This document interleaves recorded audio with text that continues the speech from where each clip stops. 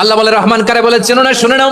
৭৮ আয়াত বিশিষ্ট গোটা একটা সূরা নাজিল করে দিলাম, সূরাত আর রহমান। আর রহমান তিনি দয়ালু, আল্লামাল কোরআন, তিনি মানুষকে কোরআন শিখিয়েছেন। খালাকাল ইনসান, মানুষ বানিয়েছেন। আল্লামাহুল বায়ান, মানুষকে কথা বলা বর্ণনা করা শিখিয়েছেন। পড়েন সুবহানাল্লাহ। গোটা একটা সূরাই নাজিল করেছেন, সূরাত আর রহমান।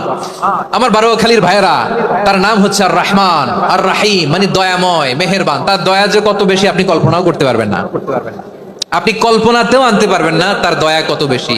বিশ্বনবী সাল্লাল্লাহু আলাইহি ওয়াসাল্লাম ফরমান, লাম্মা কাদাল্লাহুল খালকা কাতাবা ইনদাহু ফাওকা আরশিহি, আল্লাহ যখন মহাবিশ্বের সব সৃষ্টি করে সারলেন, তিনি আরশের উপরে লিখলেন সাবাকাত রাহমাতি গাদাবি, সাবাকাত রাহমাতি গাদাবি। কোথায় লিখছে?